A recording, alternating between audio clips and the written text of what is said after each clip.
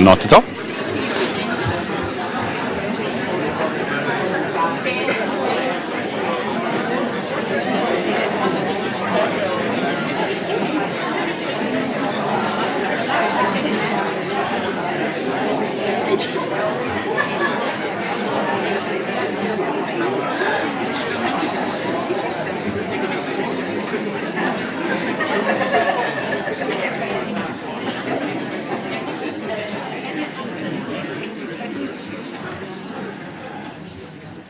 Dear ladies and gentlemen, good afternoon. A very warm welcome, quite literally. Thanks for coming along on this sunny afternoon to my little talk about Rembrandt Britain's discovery of the master, our summer exhibition here. I would like to say that we are captioning, as you can see on the right-hand side, for people who have loss of hearing. We have provided forms, feedback forms, so if any of you would like to comment on this, please do feel free to ask one member of staff after the talk and give your comments. What I'm going to do in the next 3/4 of an hour roughly is to give you a quick walk around to the exhibition that will be open to the public from tomorrow morning 10 o'clock. If you are a friend already or plan to become a friend after this talk, you might be able to come to the private view tonight and get a sneak preview. The story of this exhibition, and I would like to emphasize story, it's very much a story. So you will find great artworks by Rembrandt and by British artists from the 17th century to the present day, but it's very much about a big story of Rembrandt's fame in this country, but it's also about very many little small stories which in a way form this overall picture. I show you the website here just to draw attention to the fact that you can book your tickets online if you want to escape any queues, for which we, of course, sincerely hope. The story is told in six rooms and roughly chronologically, and I will walk you through if you like. Room 1 is the 17th century, and it starts slowly. I mean, the 17th century is a period where we don't know an awful lot about Rembrandt's reception in this country. We know that very few paintings were in this country, probably quite a lot of his etchings. And I should emphasize the story is very much about paintings, drawings, and etchings. All three media feature in the show. The starting point, quite literally, is this picture here, a self-portrait, or at least a portrait by Rembrandt, I should say, that was given to Charles I, probably in 1629. It's one of the earliest pictures, we think, that ever left the Netherlands by Rembrandt. Rembrandt was 23 in 1629, and Charles I had not hunted for the upcoming star of the Dutch Golden Age. He was given this picture and two others under the name of Rembrandt by a diplomat, a Scottish diplomat, Lord Carr, who had been on a mission to the Netherlands in 1629. The thing is that Charles's taste was very different. I mean, some of you may have seen the glorious exhibition in London that was recently staged at the Royal Academy, and you saw he was someone for big pictures, for Italian pictures, French pictures, Van Dyck, of course. So in all likelihood, he would have taken little notice of this here. But it is important because it is very, very early. It's probably the first picture by Rembrandt that went into any foreign country. We are very, very proud, if I may say, to have these two pictures back. They are the only English sitters Rembrandt ever painted. Johannes Lisan on the left and his wife Maria Bacchanal on the right. They were both Dutch, as you can tell from the names, so not really English, but hang on. But he was the preacher for the Dutch community in Norwich. So they were living in Norwich. They came to visit their son, a prosperous merchant in Amsterdam in 1634. In all likelihood, he asked Rembrandt, who was then just taking off as an independent artist, to paint these very stately portraits. They are life-size, full-length, very few of them in Rembrandt's oeuvre, and very inappropriate for a Reformed preacher to be sort of painted in such an ornate and stately format. It's probably the ambition of the son that is behind this here, rather than that of his parents. The pictures remained in Amsterdam with the son. He died childless in 1677, and we know that his sister inherited them, and they were shipped to Yarmouth in 1680. So these are really very, very early arrivals of important pictures by Rembrandt in Britain. And they stayed here for a long time. They were only sold by the descendants of the sitters in 1860, and then they had a bit of a vagrant life until the Museum of Fine Arts in Boston bought them in 1956, and they are back, as I said, for the first time since 1929 to the UK. So this is quite a feat. Also in the first room you find these 4 rather intriguing drawings, and I could probably talk about 2 hours just about them. I won't bore you with all the details, but they are very interesting for two reasons. One is they show 3 sites, views, that can be identified in England. St Albans top left, Windsor Castle down here, and twice London with Old St Paul's before the fire on the right. So the question is, how did these motifs become available to Rembrandt or his workshop? One of the questions is, are they really by Rembrandt? 2 of them are signed, top and bottom left here, but some colleagues doubt these signatures. What is important for our story is they are clearly from his workshop. So even if they aren't by him, it was still, these motifs were accessible to him. When they were first published in the early 20th century, the idea was that he had come to Britain and drawn them from life, as it were. I think this idea can be abandoned because there are sort of considerable liberties in depicting them, most obviously with St Albans. You can see that the transept here has a huge archway and stairs, which of course the transept at St Albans hasn't, and this is just a wall, an outer wall with a window in. So it's very, very unlikely that any artist sitting there would have taken these liberties and recording St Albans. So there is something intermediary here. And for a long time, the idea was that it might have been prints. I have tried to turn every stone and search for them, and I couldn't find them. So I'm not saying I have turned every stone there is, but I tried to, and I think it's very unlikely that they were prints. Simply, there were very few, and they would not suffice as models for these drawings. So in all likelihood, they were based on drawings. So somebody else was in England, went to these sites, or took inspiration from them, and brought home drawings, which then in return inspired Rembrandt and workers or pupils perhaps in his studio. We can't prove that, but I think it's the most likely option. And if you want to name a candidate, think about Rembrandt's old chum Jan Lievens, with whom he sort of grew up in Leiden and was in constant competition in his early career, amicable competition. Lievens worked in Britain from 1632 to 35. He, after that, settled in Antwerp. But we know that he was back in the northern Netherlands, in Leiden, in 1639, and that's 25 miles from Amsterdam, where Rembrandt was, so you could think that the 2 chums would meet for a chat and a pint, and Lievens showed him drawings he had brought back from it.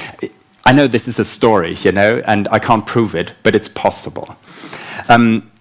So this is sort of the intriguing question: did Rembrandt come to Britain halfway laid to rest?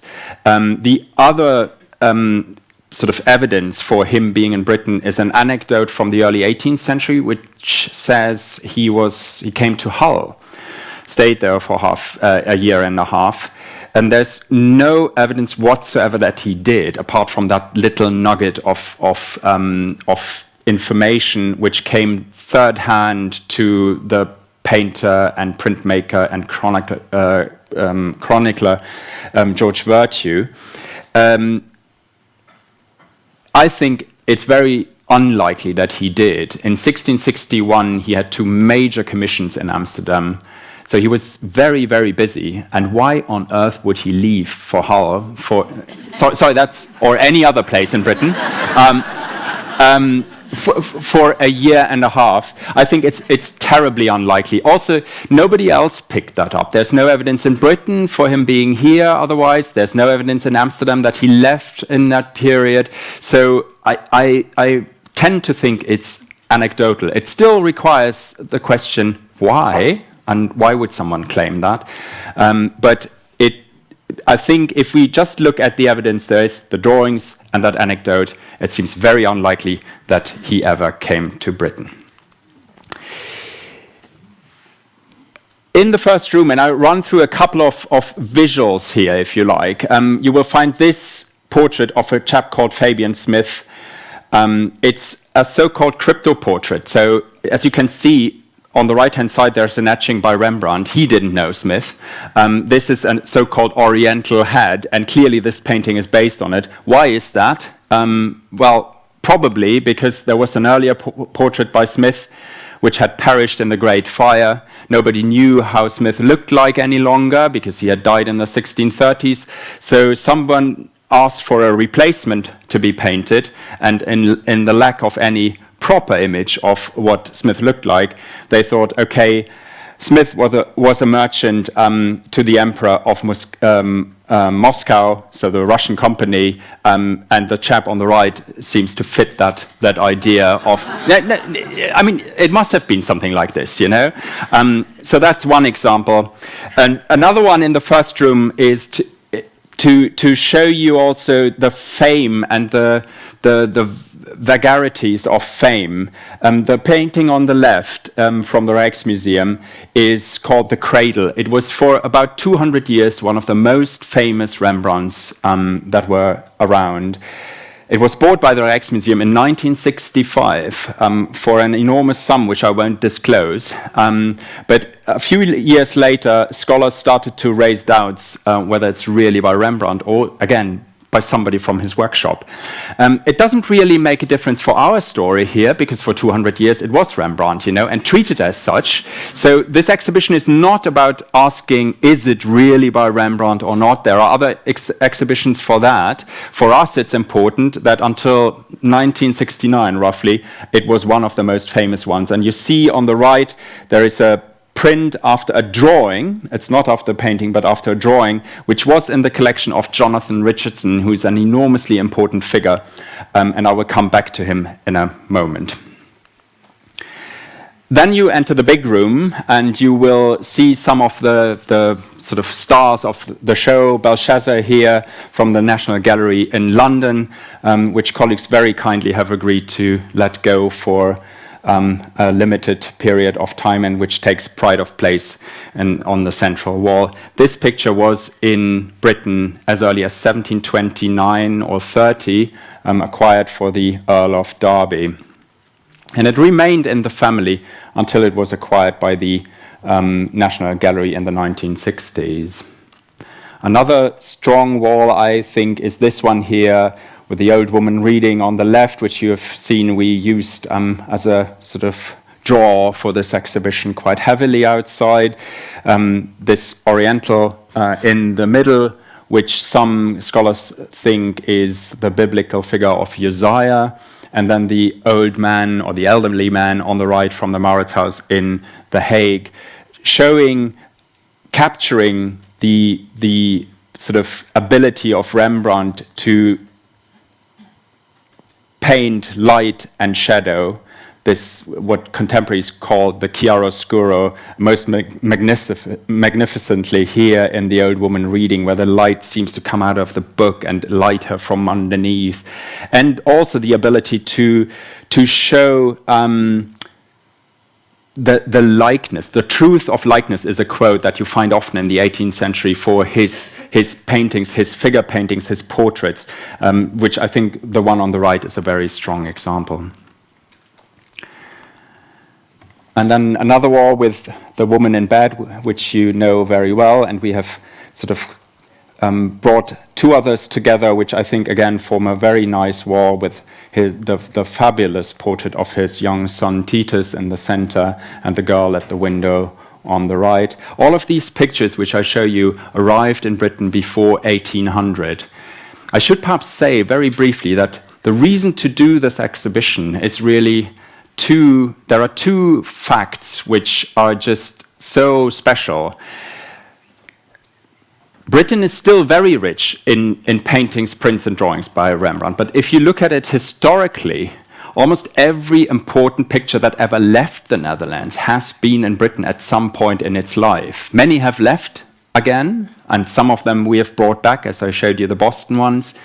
But no other country has historically, if you look at the almost 400 years, had such a density of Rembrandt's work as Britain. And at the same time, he was collected elsewhere, in France first, in the Netherlands, in Germany, but the intensity of the desire to have his works, and if I may say, the eccentricity on very many occasions, is again unparalleled. I'm not quite sure whether that is telling us anything about the British in particular, or British collectors, but I will show you one or two examples later on, which hopefully will illustrate that in a nice way. I mentioned that prints are important in this story, and you can see here the preparatory drawing for the woman in bed and then the mezzotint on the right. From the mid-18th century onwards, more and more prints were produced after the paintings, also after drawings, and also after prints, but predominantly after the paintings. And you have to imagine this is the era pre-online, pre-ubiquitousness of images. So a painting would be in a collection, a private collection, mostly aristocratic. So physical access to the objects was very, very limited indeed. By means of prints, you could spread that and you could make it available, because the prints weren't super cheap, but they weren't super expensive either. So there were a great many more people able to actually see what Rembrandt's works looked like. In terms of the part of the story and the exhibition that shows the impact of Rembrandt's art, and that is sort of what it is about, showing what was in the country and what it did, what it sort of did trigger. And here's one example which I find quite sort of interesting, because the one on the right is a print by a chap called Dickinson after a painting by the Reverend Matthew William Peters. She's called Lydia. It's most likely there was a category of so-called courtesan pictures, and that falls into this category. I'm convinced that Peters did know either the painting or a drawing or a print after it, because it's so unusual a composition. And with her in bed, with a cushion under her head, the drapery on the right, it's too close to be coincidence, I would say, and to be not related. Another example here, Thomas Hudson, the famous portraitist in the generation before Reynolds, and Reynolds' teacher actually, styling his sitter Charles Erskine on the right, basing him basically on a Rembrandt, in inverted commas, then in the collection of the Duke of Argyll on the left. I've mentioned Reynolds. Reynolds is a crucial story for Rembrandt's fame in the 18th century as a painter, a collector, and a writer. You can see here in this self-portrait that he in his self-portraits, but almost exclusively in his self-portraits, deliberately sort of emulated Rembrandt's self-portraits and Rembrandt's style, the strong chiaroscuro, the application of the paint, this glowing from sort of underneath. However, although he was a fierce collector of Rembrandt's works, paintings, I show you this one here from Kelvingrove, which was in Reynolds' collection. In his discourses, lectures delivered to young artists at the Royal Academy annually, Rembrandt very rarely features. He stuck to the canon of antique sculpture, Raphael, Michelangelo, a bit of Rubens, Claude for landscapes. Rembrandt does feature occasionally, but mostly in as "Don't follow him." He is sort of the negative example of being too close to nature, not being sort of artist enough, following nature too closely. One of the stars in the show is this painting on the left, the Mill from Washington, which had a profound impact on landscape painting in the 19th century in Britain. The picture came from the famous Duc d'Orléans collection in France. You remember our two Titians, the Poesie, come from that same collection. It came into Britain in the late 18th century in the wake of the French Revolution. It was first exhibited in London in 1806, and you can see the painting on an easel here, and various other painters copying it. That was the purpose of this lone exhibition, that you would be able to copy famous old master paintings, not just by Rembrandt. You can see Van Dyck, for example, up here. And you can identify all these gentlemen here, including this chap with a high hat here, and that is the then president of the Royal Academy, Benjamin West, who was himself copying that famous picture here. The picture remained in Britain for a good 100 years, and then in 1911, the fifth Earl of Lansdowne wanted to sell it, and he got an offer of £100,000 from Peter Widener, the industrialist from Philadelphia. The Earl made a very generous offer to the nation. In those days, government would buy the picture for the National Gallery in London in such an instance. The very generous offer was £95,000. That didn't go through, and in a sort of angry response, William Strang, the Scottish printmaker, made this etching here where the Earl in full ornate is squeezing money out of a poor taxpayer who's longing for the mill, and you find all these objects in the show. I should have said everything that's on the screen is in the show, so what's on the label is in the tin. Another room on the 18th century devoted to drawings and prints. I show you this one here, which is a famous Rembrandt after an Italian drawing, an Italian Renaissance drawing by Mantegna. And I'm showing you this because of this backing board, which was attached to the drawing, which has an elaborate inscription by Jonathan Richardson. I mentioned him. He was the most famous collector of Rembrandt drawings in the first half of the 18th century. His collection became a yardstick for literally every Rembrandt drawings collection thereafter. And many of the most famous ones have his tiny mark, which is just about this size, J.R. Jonathan Richardson. And subsequent owners added to that here. This inscription down here is by John Barnard, the very famous collector. Here is his sort of monogram. Arthur Pond owned it, the famous dealer, and left that's barely legible here, but you can see it easily on the backing board, which is in the exhibition. So the drawings in Richardson's collection became sort of not only the benchmark, but they were the starting point of almost a pedigree. Hudson, his pupil, whom we already have mentioned, he bought it at the posthumous sale of Richardson's drawings. And then after Hudson, it was in the collection of, or some of them, not this one here, in the collection of Reynolds, who was a pupil of Hudson's. So you can see how it ripples in a way, and how people try to get hold of these famous drawings which were once in Richardson's collection. This is one of the examples here, also in the show from the Louvre, where you see this is Richardson's mark. Thomas Hudson put his up here. When it was in Hudson's collection, this print was made. This was quite a fancy thing at the time to produce prints after drawings, so not only after paintings, but also after drawings, which by means became much more sort of accessible, as I explained, for the paintings. And then the same drawing was copied by another artist in a print, a chap called Clausin, just before 1800, a Frenchman, but working in London. So you see there is a market for, even for the prints, not only for the real stuff. Showing you just a few of the drawings which we have brought together. This is one of my absolute favorites. It is small, about this size.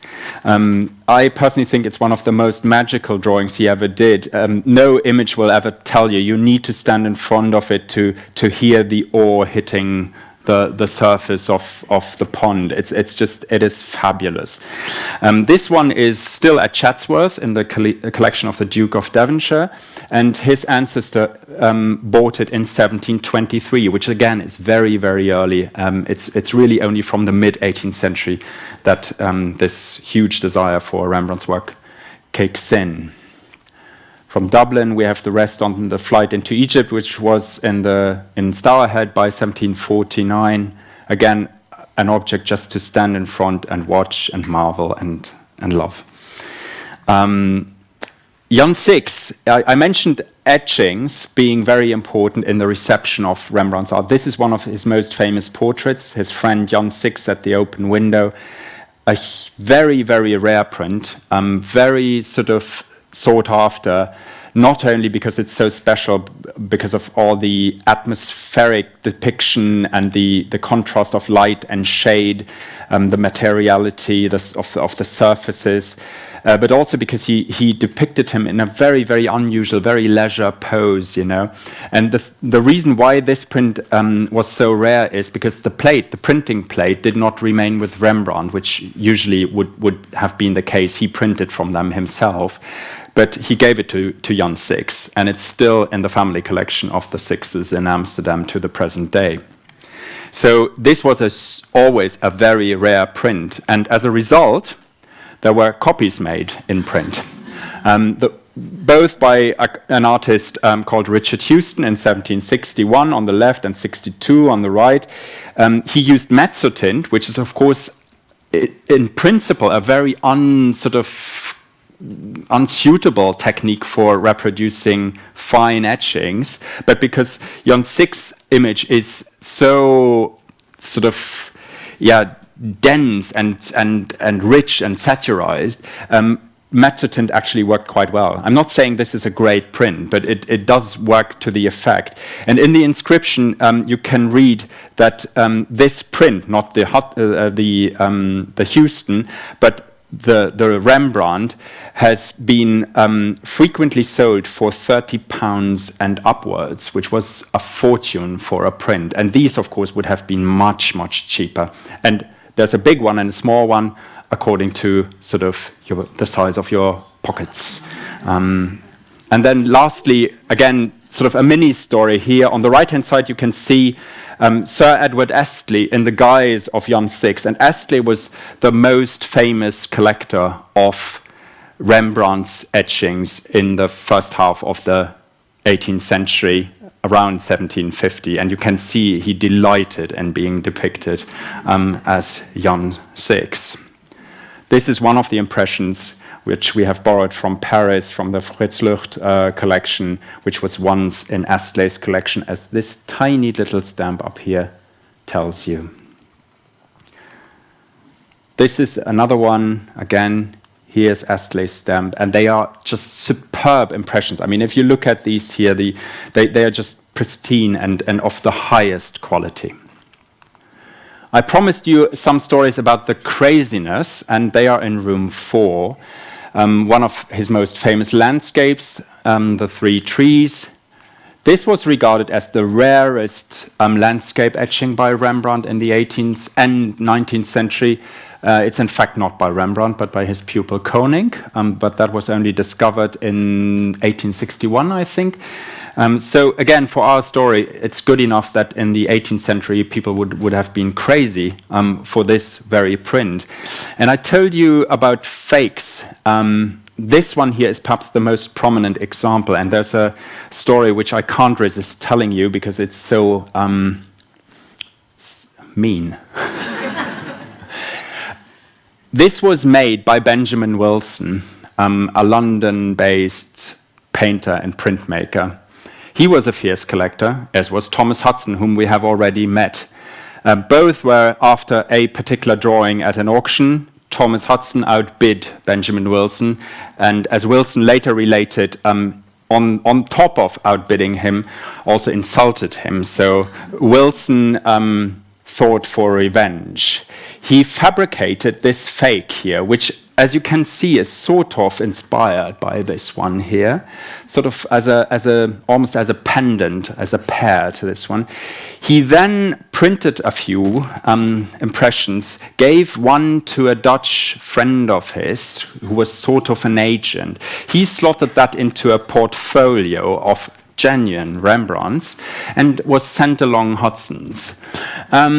And Hudson, of course, he was a great connoisseur, so he went through that portfolio and thought, oh, this is a rare one. He didn't say so, but he said, oh, what would this be? How much would that be? And he paid 6 shillings for it, which is quite a lot, but not an awful lot for something that is really unique, you know. So he took that for an unknown etching, exactly what Wilson had thought he would. Wilson then sold via this Dutch agent a few more to some of the proudest connoisseurs in London at the time. But that wasn't enough. He thought revenge should be even sweeter. And so he invited a group of artists, amongst them Arthur Pond, William Hogarth, who was a great chum of Wilson's, to a big dinner party, and they brought in a massive roast, and it was skewered. And on the skewers, you found impressions of this print. So, as you may imagine, Hudson was not amused at all, and the friendship never really recovered. But this is still not the end of the story. As you can see, Wilson then added this inscription, which in the first instance, of course, was not on this print, saying, a proof print from this plate, without the inscription, designed and etched by B. Wilson, was sold as a very fine Rembrandt to one of the greatest connoisseurs, in brackets Hudson, for 6 shillings, the 17th April 1751. And there are masses of these. I mean, they went like mad, you know, because everybody thought this is the greatest spoof we've ever seen anywhere, you know. That was the extent to which collectors were driven in the 18th century in their search for rarities. Mentioning rarities, just to give a few examples, I mean, this here on the right, for example, is a proof impression, a counter proof, where a wet impression is sort of run through the press again on a fresh sheet of paper so that the artist can make adjustments. You can see that Rembrandt worked with chalk here to strengthen some parts, and he would have gone back to the copper plate and amended it. These, of course, were unique, extremely rare, and these were the things the true connoisseurs and collectors and the rich connoisseurs and collectors were after. There's also a different aspect to this, and that is sort of the desire for rarities created a market for things that were produced posthumously, because the plates were still there, you know. Printmakers got hold of the original plates, and they would print, for example, this here on silk, which Rembrandt never did, or this one in red ink, which you might remember we discovered here in our print room a couple of years ago. Again, Rembrandt never did that, but it's a unique impression in red ink. Or this one here, which is actually a clever fake, where the background, which showed in the right one, Saskia, Rembrandt's wife, has been replaced with another genuine Rembrandt print. So it's a quite sophisticated way masking the plates and then running them through the print twice. And these are the rarities that, some dealers and shrewd businessmen sold to keen collectors. The plates themselves became collector's items once they were completely worn and once modern reproduction techniques kicked in. So sort of say late 19th, early 20th century. The most infamous case of reprinting is William Bailey getting hold of the original plate of the 100 guilder print, perhaps the most famous Rembrandt print. He worked it up, printed from it, and we have this rare sort of impression from that state. And then he cut the printing plate down into pieces, a sacrilege, of course, but he continued to print from them thereafter. This is perhaps the first case of cancelling a plate. You know, he said, I would print only so many, and then he cut it up, and no more prints could be made from the original plate. We have a few unexpected objects in the show. Stained glass panel on the left from around 1800, carved ivory on the right, both based on Rembrandt prints. Some old pearls, if you like, but wait till you have seen it upstairs. It looks very different from what it does look in the gallery, usually. And that brings us to the brink of the 19th century and the Victorian age, which we show in room 5. Examples by Rayburn here, or Wilkie, early photography, Hill and Adamson. And in the 19th century, I told you about the qualities that Rembrandt was praised for, chiaroscuro, nature, lifelikeness. But at the same time, until the 19th century, they were always balanced against the defects, if you like, as Reynolds did. You know, he said, that's too close to nature and so forth. But in the 19th century, then he becomes sort of the genius. You know, you may be barbarous, as Fuseli put it, but he's still a genius. So these defects now become accepted, and you may actually do that. He becomes a model that everybody could embrace. And of course, he became a subject in art. This rather funny one from York, where Rembrandt is painting possibly his mother or somebody else in this fancy interior, which of course is absolutely, there's no link to historical facts whatsoever. This is just the way one imagined him to be working in his days, which is quite fun. Andrew Geddes, returning from a trip to Holland in 1839, did this landscape in the manner of Rembrandt, which, if you remember the coach, the print by Koning had the same sweeping road into the back. Geddes was also at the forefront of making prints, which then, in the manner of Rembrandt, which then led to the etching revival that kicked in the 1850s, late 1850s. Something that had sort of started in France as a sort of group of original printmakers. You remember in the mid-19th century, all these reproductive techniques, mass production kicked in. So the artistic value of prints sort of dropped considerably. And this was sort of the counter action, if you like, a rather highbrow, small group of printmakers. And Seymour Hayden on the left here was at the forefront. He was also a keen collector and a scholar of Rembrandt etchings.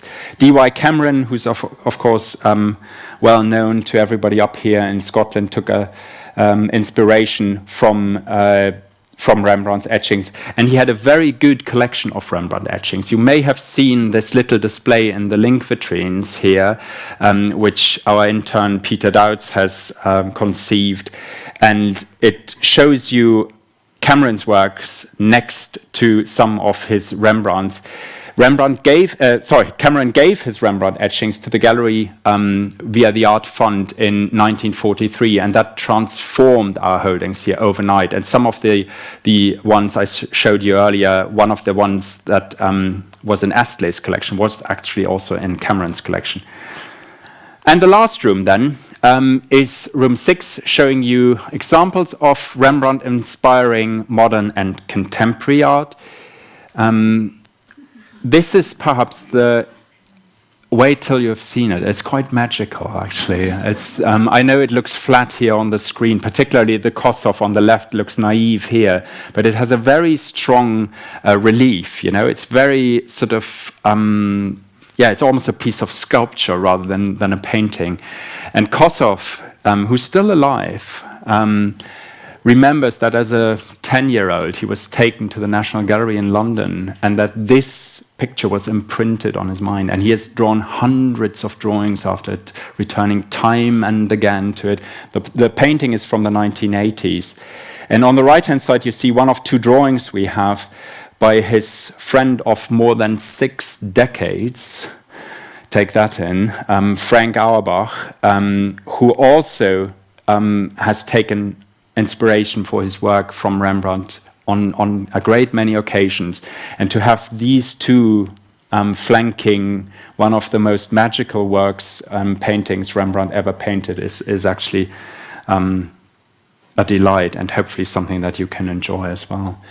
One other unexpected thing is perhaps this head Jacob Epstein modeled of Albert Einstein. And when Epstein was very fond of Rembrandt as a sculptor, quite unexpected in a way, but if you see the modeling, I mean, that has some sort of, it resonates with the brush strokes of, the rough brush strokes of Rembrandt in his late career. And Epstein observed when he modeled Einstein that there is indeed quite a similarity between Einstein's features and the old Rembrandt's features, and that is true. Have a look yourself.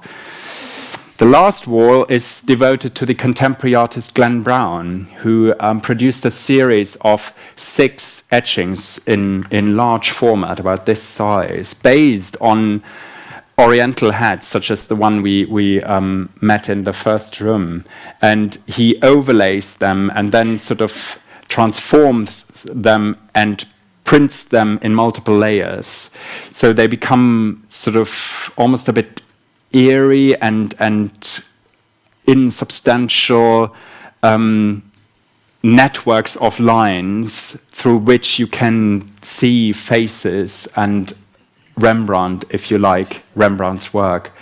And the last one in the show, he's also a painter, is this one here, which is an unfinished work. He actually has worked on it since we agreed the loan, and when it came in, I thought the face is more colorful. This is an image before he reworked it. Have a look here, particularly at these areas here, and you find there's more yellow and red in it now. So he's still working on it, and in a way that is nice as sort of the open end of the story.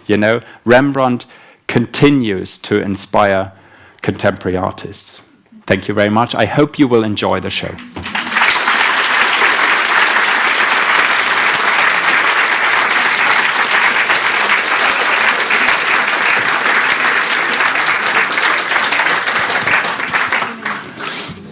Now we have a couple of minutes for questions. If anybody would like to pose a question, I ask you to wait for the microphone before you speak. Thank you. Thanks.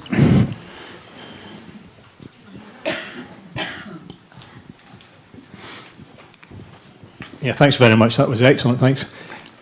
Just on the subject of the print runs, the original print runs, do we know roughly how many would have been made, and do they all exist? By Rembrandt, you mean? By Rembrandt, yeah. It varies considerably. We don't know exactly. There was no such thing as editions in those days. This is really something that kicked in with the etching revival. That is something where roughly this starts, that artists would number their editions and things like that. There has been extensive research undertaken over the last 20 years on watermarks in Rembrandt etchings, and that gives you at least some idea of the numbers he printed. Many will have been lost, although of course he was always collected, so the loss is perhaps smaller than with less prominent artists, but still we have to assume there's quite a bit of loss. What we find and can tell from the watermark research is that there is no consistent pattern. He sometimes printed small editions to start with and then put a plate aside and either reworked it or didn't rework it and then printed again later on. It seems a bit like demand and supply. The one thing that we do find is that he went bankrupt in 1656, and in the run-up to that, where obviously he was facing financial difficulties, we find that he reprinted quite a lot of old plates, so from the 1630s and 40s. So clearly, there was pressure to make money, and he wanted to sell things that he had originally produced years before. Okay, do we have any other questions?